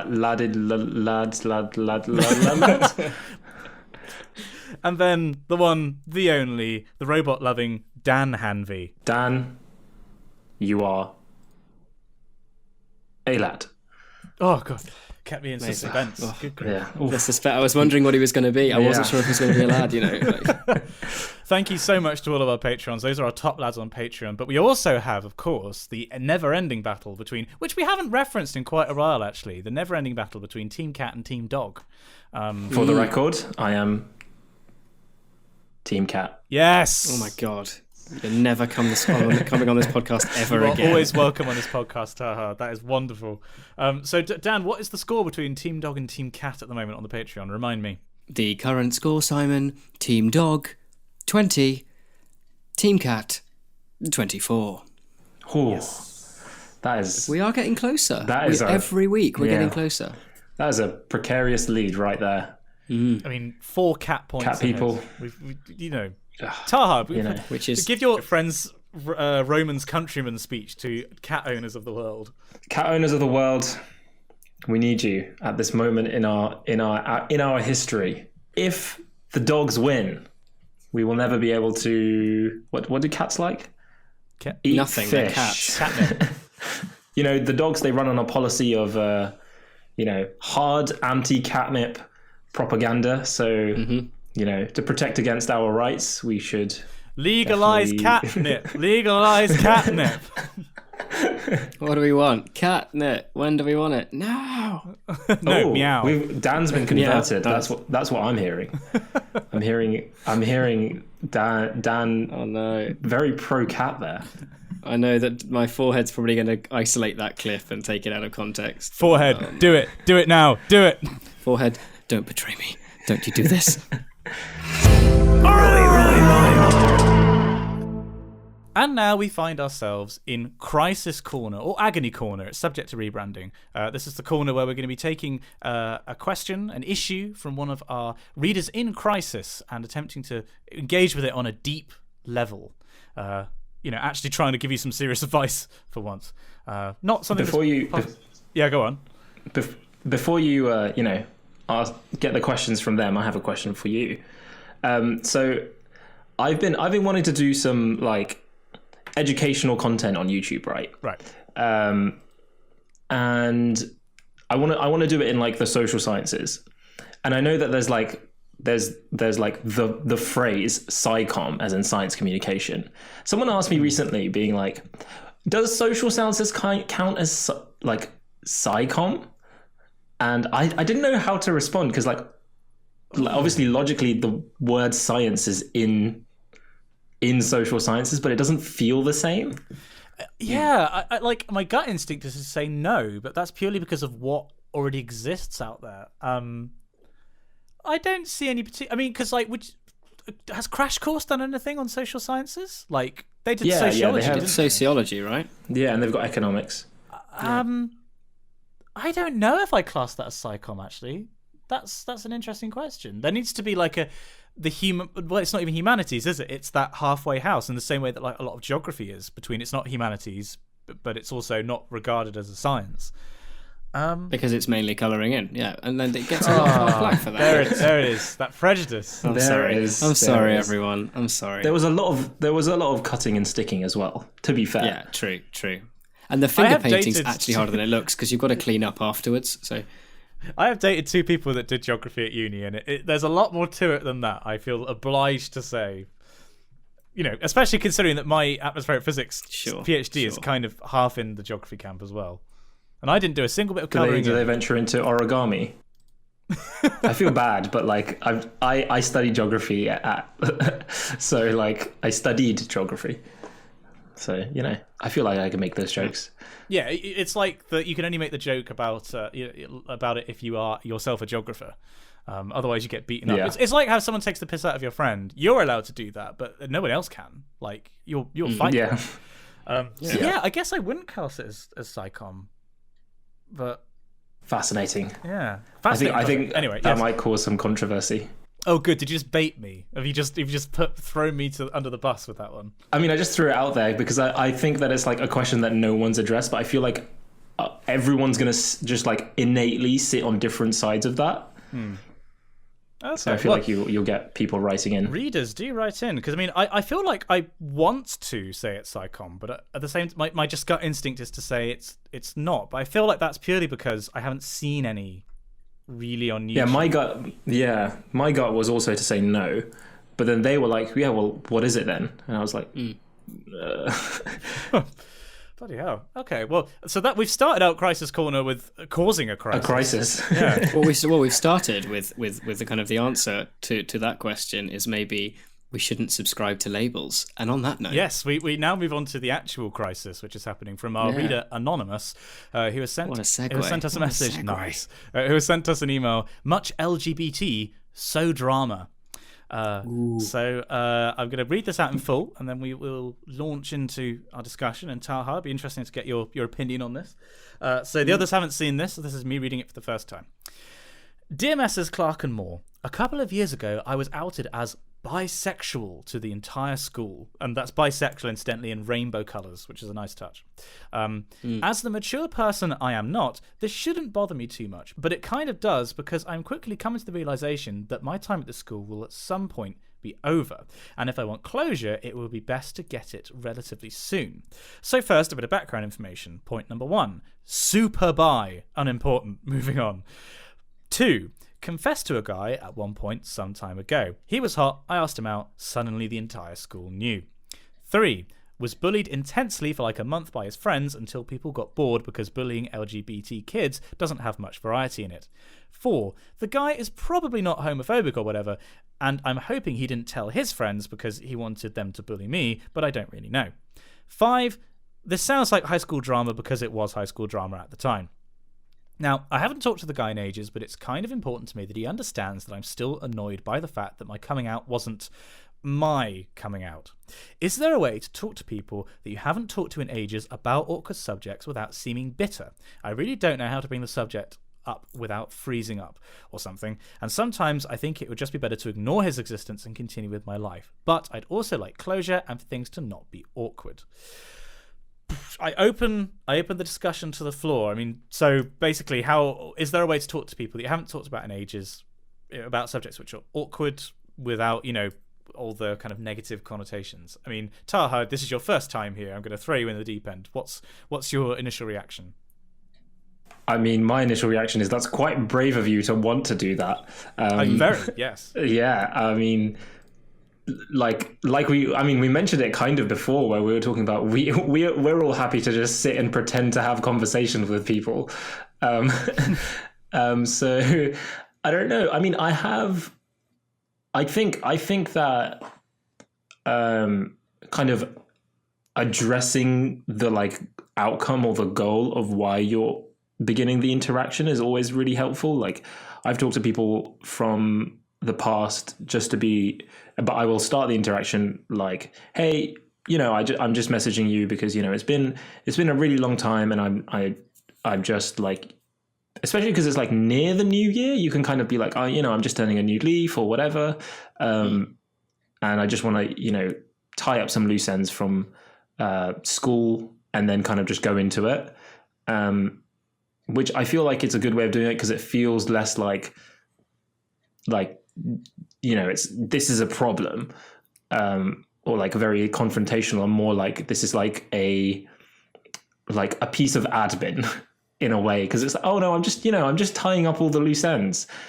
You being a massive one of them, but like they don't need to know that. It's just kind of like, oh yeah, I was just like ticking all of the things off a list, and you'll just happen to be one of them, kind of thing. I found that to work a little bit. Also, like, I've never had to deal with confronting someone over outing me because I'm not LGBT, so I wouldn't know the specifics of that. Yeah, we're three straight guys, all dealing with this issue. So take our advice with a pinch of salt. I mean, so your advice, Taha, is, in your experience, it's kind of almost treating it as a formality, really. It's almost like a piece of administration to be dealt with. Well, I feel like when you make it seem like that, it like takes the edge off of as something that you've been like carrying around for a really long time. Because when you do that, it makes it seem like it makes it come across as more bitter, if that makes sense. Mm-hmm. Yeah. Dan, what do you think? I think it's a tough one. I think at one point this person said that they didn't want to make things awkward, but they also wanted closure, and I think closure is a really, really important thing. So I think don't let your fear of things being awkward dictate whether you should or shouldn't do it, because I think closure actually probably takes precedent over that. I had a conversation a couple of years ago now, out of the blue. This guy I used to go to school with back in Australia in the second school, so I was at Brighton Grammar School and then St Leonard's College. Brighton Grammar was an all-boys grammar school, and I didn't really get along there very well. And basically there was this one guy in my year level who bullied me horrifically, and he was a real piece of work. And I remember it was like a couple of weeks into uni, and I got a message out of the blue, this really long message from him, basically saying, this is really weird, we haven't spoken in literally like 6 years, but I just wanted to say how sorry I am for how I like treated you. And he had absolutely, obviously that's a massively awkward thing to say, because that's, opening a real can of worms there. But I really didn't, it wasn't like that at all. I just kind of accepted that as I kind of messaged him back saying like, that's really nice of you to say, thank you so much, it means a lot that you've said that. And then we left it, and we haven't spoken since, and there was no need to say anything more. I think it was just as important for me to hear that as it was for him to say it. Whether my kind of acceptance meant anything or not, I don't know. But again, it comes back to that whole idea of closure being a really important thing. If you feel like you'll be better off because of it, but you're risking things being awkward, then I would say we'll do it and take the risk. So you don't think that the awkwardness is guaranteed? Like, it is possible to talk about these things and it not be awkward? Oh, for sure. I think with a lot of the things I do, just the way that I am as a person, but also kind of like my attitude in relationships, which may take some bearing on this conversation, is that I always swear by honesty as best policy, no matter what, even if I know that that might mean that I have to have a conversation that could cause could bring the other person to be upset. I'd much rather just say, look, I'd like to have a chat. I nearly said cat. My God, I'd like to have a cat. It was so close. Spoilers. I wouldn't. Sure you would. Yeah.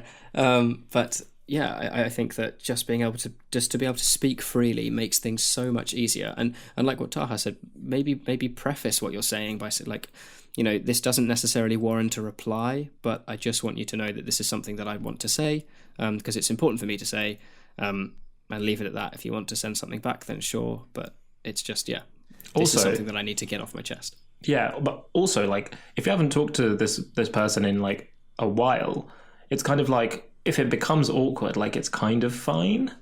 Yeah, like, totally. Yeah, because it's not someone that you have to see on a daily basis. Yeah.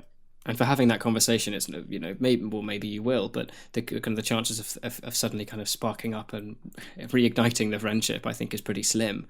It'd be fantastic if that happens, and you both grow because of it. But I think, given the current situation, the kind of the awkwardness risk factor is pretty low. If we were to having to do kind of like a work and health and safety assessment of this encounter, it'd be pretty okay. We'd be approved. I mean, I suppose the angle you're basically proposing is, what do you have to lose really by you're going in, you don't have, it's not like you're putting a massive friendship on the line by bringing up something awkward. Yeah, exactly. I mean, does anyone have an experience, because I think I could talk about something here. Does anyone want to relate an experience where they were possibly in the other situation where they've talked to somebody who they have wronged about an awkward something and try to make it less awkward, perhaps after like a gap? Because obviously, Dan, you've been on the receiving end of that, out of the blue, that wonderful act of somebody coming to you. Do either of you have a sort of an experience opposite to that? See, I was a massive racist. No. Jesus, that caught me off guard. You really have been listening to this podcast. You fit in so well. No, I don't think so. Which now makes me feel like I should probably think about what I've done in my past, and have you actually been awful and you just haven't actually confronted it? No, I'm sure you. I don't think so. I mean, because I did have this before with. I mean, this has happened to me probably twice in a significant manner. I think the one that is probably more relevant to this would be there was this was probably more than 10 years ago now, about GCSE kind of time. There was a girl who I met on a trip, and we kind of got together, and it was actually my first kind of kiss as an adult. And then we chatted online for weeks and weeks on. It was actually Bebo. That was how long ago this was. And I basically kind of didn't really know what I was doing. This first time I'd ever been in anything approaching a relationship, and it would be for quite some time afterwards. So I didn't know what I was doing. And I think basically I just decided to kind of keep evading the point and evading the question of what are we, that she was kind of phrasing to me. And just got to the point where I was just dancing around the issue to the point where it was definitely upsetting her. And she kind of, blew up is the wrong word. It was completely justified about just basically getting very, very upset, made her opinions and feelings about it clear. And then we didn't really talk for a couple of years. And then we actually met up at an event for all the people that were on that trip. And we talked about it. And I basically got to say to her, this is awkward, but I realized what I did now was completely inappropriate. It was wrong. I'm very, very sorry about how I acted. I know it doesn't make it excusable, but this is why. I didn't know what I was doing. I was just doing, kind of making it up as I went, and I'm very sorry for how it may have made you feel, because I know it made you feel upset. And she was she was very nice about it and sort of said, thank you for saying that. That does mean a lot. Clearly the manner of her response indicated that it kind of still hurt a little bit, and that I could tell that I had done the right thing by doing it. Basically, I knew that it had like given her a sense of closure, which was nice because we've actually met up a couple of times since, just randomly, and since then it's been great. It's been really, really nice. So from the perspective of somebody who's come into this as the person who has done wrong, which I realize is the opposite of our anonymous reader, I found that kind of going in directly and not skirting around the issue like I did before, just kind of going in and saying it was the simplest thing. I mean, obviously that I'm now in the same situation as the guy that Talk to Dan was in, rather than the opposite. But I mean, do you think that it's good advice if you?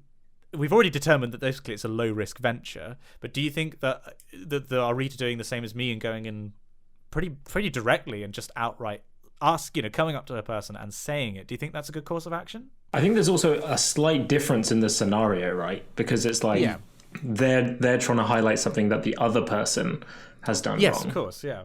Yeah. So I like, that's like a little bit, I would still go, if you want, like Dan said, like I think the closure is really important, and I feel like going in directly, especially as like, I assume adults at this point, everyone is generally just, I know how I would want it to be approached, which is kind of just very directly and kind of just been like, hey, this is what happened.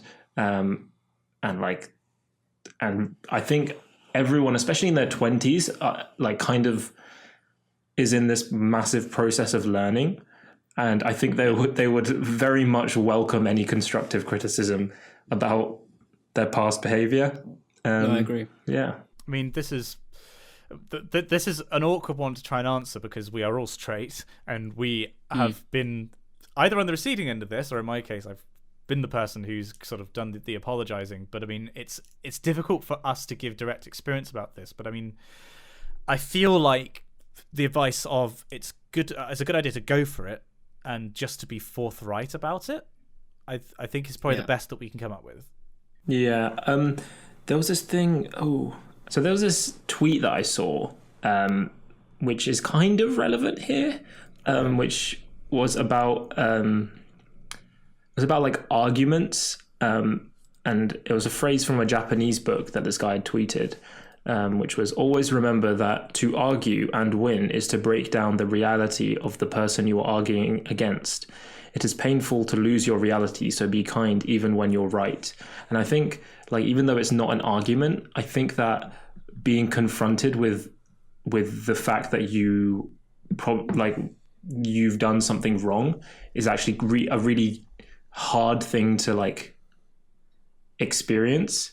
And that's not like trying to diminish like what you went through, because obviously like you were the one that had the horrific experience happen to you. But I think in terms of like trying to get the other person to understand, I think that's like really useful advice. That's a wonderful quote. I really, really like that. That's really good. I don't actually know if it applies here, but like I just wanted to. Oh, I think so. Yeah. Definitely. Okay. I think it's something for the other person to sort of, well, in a way, no, it's the person for our reader is going in and saying, look, you might not realize it, but what you did was very hurtful to me. And, you have to be sympathetic in a way in putting that message across, because, you're breaking down that person's reality. That's, I mean, the other thing to say actually about, like, I can't remember who said it in earlier, somebody said about whether it's important or not that the other person accepts your forgiveness. I think it was you, Dan, actually. There's something that it was a very, very interesting interview with Desmond Tutu about the concept of forgiveness and about how it's a two-way process. I think it's almost like accepting forgiveness is like undrawing the curtains and opening the windows and letting fresh air kind of come in. You have to be willing to accept that forgiveness. But the only way that you can do that is to honestly say, I resign my right to retribution. Like if you can honestly say to yourself that I forgive you for what you have done, the act of forgiveness is saying, I'm not going to seek payback or anything like that. And I think that is a very, very valuable thing for the other person to hear. And, you should only say it if you mean it, that you accept the forgiveness. But I do think that it is important. So I think the subsidiary advice to our reader is, if they do offer an apology and ask to be forgiven, maybe not in those words, that it is important to, if you accept it, to tell them. Yeah. What a good question, though. Wow. Yeah, I mean, Anonymous, I hope that everything's going well. Just to finish off actually reading out the email, sorry for the ramble. It feels nice to send in things anonymously to get answers to crises. That is exactly why we set up this corner. Anonymous, I'm very, very glad that you could send it in. And if you are dear reader, in a situation that you think would benefit from being read out like this and discussed, you could send that to spongyelectric@gmail.com. We will anonymize everything that's sent. Anonymous goes on to say, I've been holding this in for quite a while, and I'm turning into that one song from Crazy Ex-Girlfriend, which is Tell Me I'm Okay, which I haven't come across in the series yet. I need to catch up. Also, they say, please, rampant sex in the past fan fiction. As far as I can recall, there wasn't much sex being had at all, just mildly saucy grinding. I think there was more than that, Anonymous. Anyway, I have like a last thing to say, I guess. I think that I've had times where I'm in a similar position to Anonymous, and I've went in basically too early in a way where it's not me who wants to get closure by explaining what they've done wrong, but me wanting them to admit that they've done wrong. Yeah. And I feel like going in expecting them to respond in a certain way is probably not the best course of action, because that's out of everything they could say, the thing that you want them to say is probably, it's like the chances of that happening are generally quite small. Yeah. Good grief. I think we may have done it again. We may have actually managed a useful section of the podcast, guys. Well done. And we've arrived safely in Correspondence Corner. We've nearly made it through the podcast. Like we've actually done all right. We've got to, guys, John, we've got to finish strong. All right, our friends are listening. Taha's friends are listening, and they're way cooler than we are. My mum is probably listening. My mum's definitely listening. So we've got to finish on a high note. All right, let's just. Here we go. Come on, readers, don't let us down. What's our first email, Dan? So our first email is from Jamie JX93. He says, long time since emailing. He says, Dear Messrs Clark Moore and special guest, I don't know if you chaps remember me. I've been listening since the very beginning, and I'm the progenitor of the term Clarktholicism. I remember. In the time since I last emailed, I worked in cinema. Lost 11 kilos of weight from 84 to 73. That's like a Dan. That's amazing. That's like nearly a whole me. Almost decided on a master's to take, either in international politics or foreign policy and diplomacy, and won the 2 Best Delegate Awards, first place for Model United Nations, on the following: People's Republic of China, Human Rights Council. Topic A, the question of freedom of speech and the internet. Topic B, the question of the violation of human rights in Gaza. And the Russian Federation, United Nations Security Council. Topic A, non-proliferation of weapons of mass destruction. And topic B, situation in Donbass, Ukraine. I mean, the thing is, you've got really interesting countries. I never had China or Russia at MUN. I always had shitty countries like Costa Rica and Colombia. No offense to people that come from there. Shots fired. They don't have nuclear weapons. What's the f***ing point? In your defense, I'm pretty sure when I did it at school, I also was Costa Rica. I mean, I don't think my school had Model UN. We were a terrible school. We were the only state school that went to MUN's like There was one that was in our town. We went to that, and a few other state schools did, but we were the only one that went to. There was one at Eton and one in Manchester, and we kicked most of the private schools' arse. But yeah, we did have to deal with. And he's not bitter about it at all. But I beat them, Dan. I ground those smug private school kids into the dirt. Not that I'm bitter about it. Yeah, boy. I mean, I would be. I'm a state school boy. State school scum and proud. Yep. When I went to university, it was a big culture shock, which I didn't expect. Yeah, you're telling me. Sorry, Dan. He goes, No, he goes on to say, my next one is the People's Republic of China on the Security Council, inspired by Simon Clark from a previous podcast. I wonder what that was in reference to. Anyway, I mean, good luck for it. It is tough being on the Security Council as a P5, but you know, it's fun, and you normally have a good shot at getting Best Delegate again. Also, way to show off with all your accomplishments, but I've got to say that losing 11 kilos of weight, because you started at about the weight that I am now. Actually, no, that was the weight I was at, sorry. And I'm aiming for a similar amount of weight loss. That is a serious amount of weight loss. Well done. Amazing work. He ends by saying, as Clark-Catholicism and Mormonism have grown and become doctrinal, I believe a new schism has developed in the depths of the Wikicast Discord called Baguettism. Synchronizing the two faiths of Clark-Catholicism and Mormonism, do either of you think this is heresy, like decimal heresy, or simply a fad? Keep up the good work, chaps, and remember to dial 011-8999-881-999-119-725 3 in case of emergency. Yours, Jamie GX, 93, age 24 and 1/15. P.S. Baguette.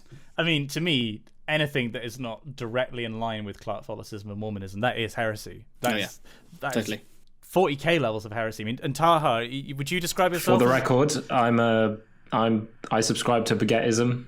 I'm right there with you guys. Damn it! In the trenches. We're going to have to burn you after this podcast. You've been doing so well. Yeah, I'll start the pyre.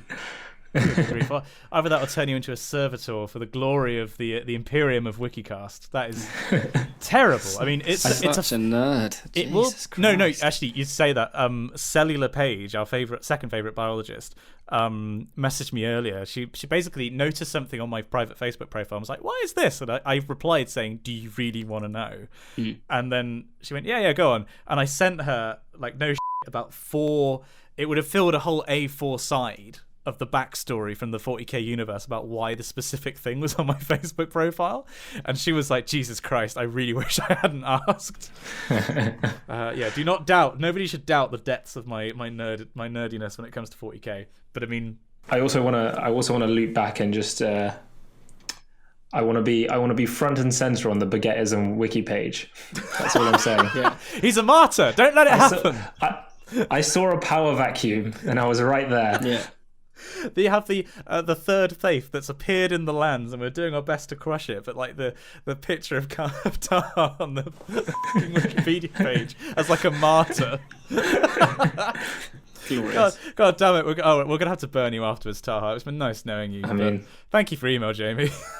The readers will revolt. It's fine. Don't listen to him. Next up, we have some follow-up from James Mumford, who you may recall, regular readers, was hit by a car last week, and we expressed our concern. In fact, hang on, I'll read this email. Messrs. Clark and Moore and guest, see, Taha, they're being very considerate.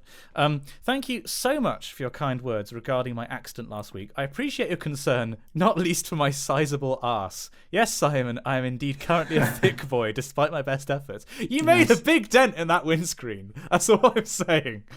Although I suppose the extra padding could have played some part in saving my life, so can't complain. There you go. You know, like your own portable airbags on your arse. I mean, hashtag thick boys survive. Yeah, if Dan got hit by a car, it'd be like a matchstick man. Like, oh my god, it would sound like a packet of crisps being stepped on. We've already established if I was hit by a car, I'd pass through it unharmed. Oh yes. Your insect-like. So either that, or your bird-like bones are just going to explode on impact. Yeah.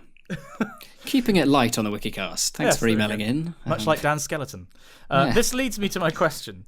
Are either of you at all plagued by the thought of readers dying unbeknownst to you, or for that matter, consumers of Simon's YouTube channel? I have to admit, last week, it did cross my mind, the idea that what if, a reader of ours either dies listening to us, or just, someone who's emailed in, maybe Hecking Ruddy George or Hannah Muller, they might just die.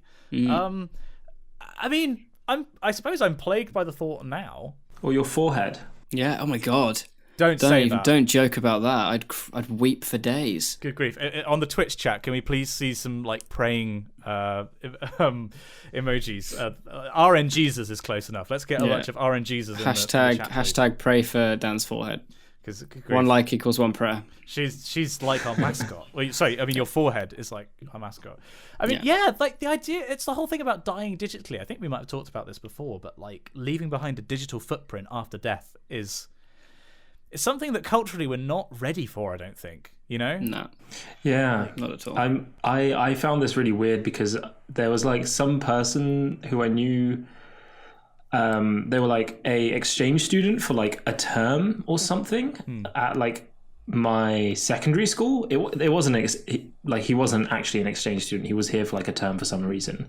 But it was his birthday, and I for some reason clicked on his profile, and it just turned out that he had died in a skiing accident. Sure. And I was just like, oh my God, like his Facebook is just here. Yeah.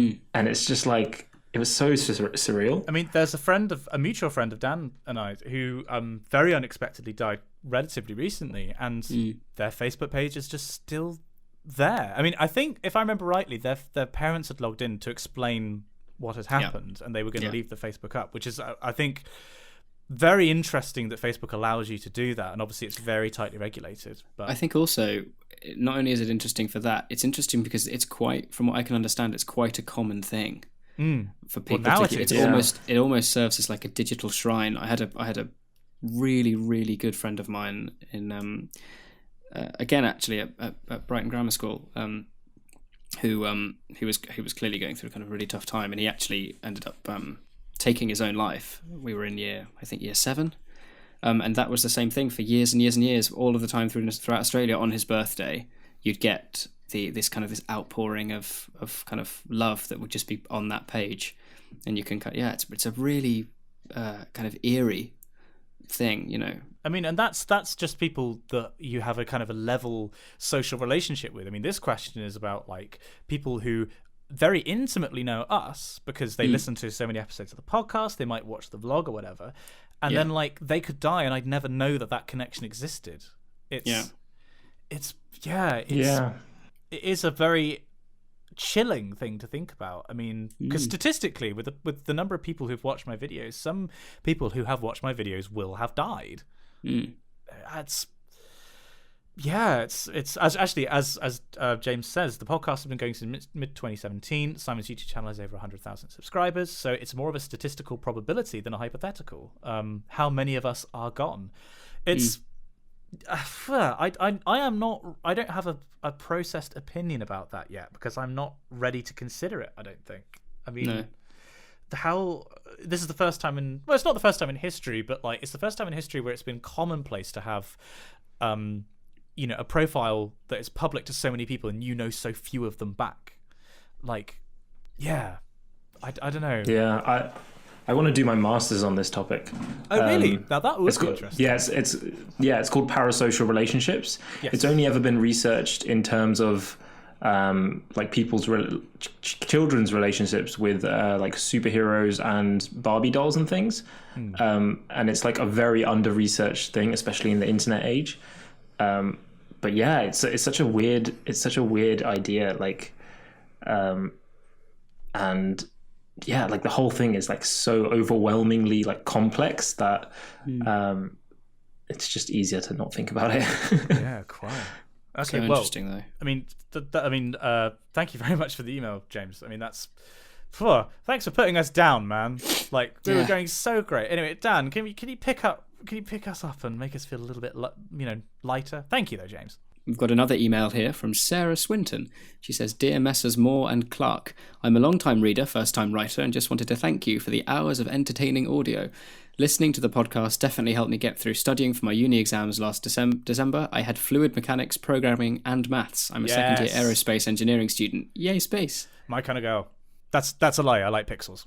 I'm currently listening to episode 21, and I've just learned that Dan will be 21 on the 21st, which is a day after my birthday. So happy, possibly belated birthday to you, Dan. Well, happy birthday to Sarah today. For today? Well, I mean, you're... Not to date this podcast, but there you go. Yeah, when we're recording this, that's happy birthday, Sarah. Yeah, happy birthday. You share a birthday with Rihanna. Oh, yeah! What a privilege. Happy birthday, Rihanna. You overachieving bitch. Wow. For the record, for context, Rihanna is... I don't know if this is going to be in the podcast. It will be. For context, Rihanna is 30, which means that she achieved everything that she achieved in her 20s. So we feel a bit it's basically about... Well, certainly I do. The fact that I'm nearly 30 and I'm not Rihanna. Yeah. So, but more importantly... I just turned 20. Oh my God, you're so young. God. You're even younger than Dan. I'm a little boy. Yeah. Jeez. Yeah, wow. I didn't realise you were younger than me. I'm a small child. I mean, no, that's definitely me. I am the small child here. We've copyrighted that phrase. Yeah, don't tell everyone on YouTube, though, because turns out a lot of the, like, advertisers and industry people think I'm, like, 25, which is really useful because they just treat me way more seriously than my other 20-year-old friends who do YouTube. I share a birthday with Alan Rickman.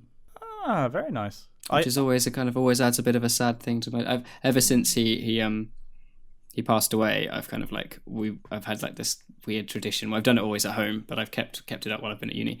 I'll have I don't know if I've got like I'll have a glass of prosecco or something, but I will pour him a glass, and I've done it every single year, and it's it's a nice thing I like to do. Fun fact for you there. Yeah. It's nice. Sarah goes on to say, Simon, congrats on passing your Viva recently. Having watched your videos for years, I felt very chuffed for you. Also, go Team Dog. Best wishes to both Sarah Swinton. P.S. Please find attached a picture of my goodest of good boys, Ben. Oh my God. That is a good boy. Now, Ben looks just like my dog, Fiver. And he is Taha, the goodest. we're gonna have to describe this to you because and the readers, because it's a podcast. It's a black lab, isn't it? Yeah, a black lab. Mm-hmm. I thought labs are usually white and sterile. There he is. That's what we paid him for. That's what you paid me for. Wow, amazing. But it's a very good boy. I mean, he's also on he's chilling out on like a leather sofa, and he just looks like so at rest. He's got his head like resting on like a soft he's toy. Resting on a cuddly toy. He's adorable. That's a good boy. I somehow imagine him lying down like you know that famous painting with like God touching that. Oh, the creation of man. Yeah, like him lying down on like a sofa like that. The ceiling of the Sistine Chapel, is that right? I think so. I mean, I'm so uncultured. I don't know. And now our final email from someone. Oh, I see. Yes. Dear Wikicast mystery guest, and also I guess the other two. Rumour has it that your mystery guest has a fantastic YouTube channel and an absolutely sensational Twitter account with incredibly witty jokes and topical observations that everyone should definitely go follow. Apparently, both can be found at Can't Stop Me, spelt KHANSTOPME. It's important you spell it out on air. Best wishes. Definitely not Taha. Well, you've got a fan there, Taha. I mean, I don't know who this person is. They sound really nice. We should get them on as a guest. They've actually set your profile picture as their Gmail avatar. Oh, incredible! And somehow they've actually got the same email address as you. That's dedication. That is real dedication. Yeah, identity theft. You better watch out, mate. Wow. They're onto you. I mean, my fans are crazy. They're willing to break the law for me. It's that's. They also sign off with age 9 3/4, which I absolutely adore. Yeah. I was at King's Cross the other day, actually. Oh, nice. Which is it's so touristy now. Like the 9 3/4 experience, we have to queue up and get your like picture with the scarf and a wand on the shopping trolley. Not shopping trolley. Jesus, whatever it is. To kind of dull down the excitement of Harry Potter magic. It's like the Tesco value experience now. It's just like a shopping trolley stuck in a wall. How dare you? Incredible. So, Taha, what have we learned today? We've learnt that there is a secret group of hyper-intelligent lizard people or something. Oh my God, yes. That was 2 hours ago. Once again, I totally forgot that was where we started. And it was really interesting. We just breezed over it. Okay, so it was hyper-intelligent like code people, and no one's ever owned up to it. Yeah, that's basically it. summary? And everyone should be scared because they're way smarter than all of us. Yeah. I, for one, embrace our new lizard overlords. Likewise. We also had a super lengthy discussion about Black Panther, which might be my favourite film of the year. Ooh, bold claim. We'll see. I would agree. Yeah. I mean, it was excellent, and the discussion was also pretty great too. But there was some stuff happened in between, but for some reason I genuinely can't remember what we talked about. I think we talked about everything. It's because it's been so there was riveting. a lot of death in one of the sections. I remember that. Oh yeah, good point. Yeah. I think that was the correspondence one. But and then after that, between those two, we also had our wonderful patrons being thanked. But we also had our crisis corner where we three straight boys started talking about LGBT issues, because I'm sure that's not going to generate problems on the internet. And yeah, generally it's been, I think, a pretty solid podcast, guys. Well done, everybody. Pat ourselves on the back for that. That was good. Also, to our readers, well done on making it through this bumper episode. Expect to see lots of hand clapping emojis in the chat and other kind of frivolities of that it nature. got really heavy. Equally, if you're listening to this on your own, and if you're just listening to this on your own, not watching the chat, just give yourself a little subtle clap, just like a little wherever you are. Like really, really, really quiet. Even if it's just a finger and thumb. Just want you to clap yourself. Because you know what? You're amazing. Yeah, well done, everybody. Unless you like ballroom dancing, then you're a fucking prick. What? Lovely ending. Lovely. That's a personal bugbear of mine, all right? That's a hill I'll die on.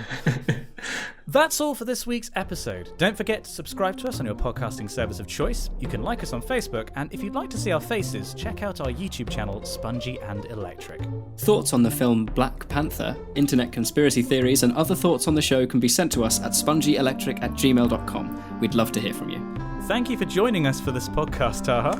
Thanks for having me. Yay! I got to be the first guest, so that's on the wiki, and I will definitely send you my invoice. The services to podcasting. So join us again for another tumble down the wiki rabbit hole. And we'll see you next time. And I won't. All right. So see you guys later.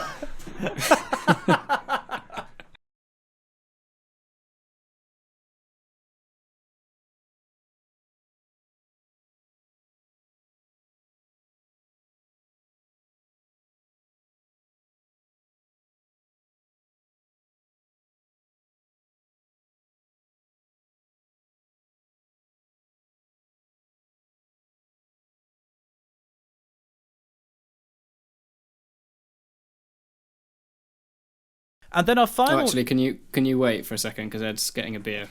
Sure. Hi, Simon. Hi, Ed! He says off.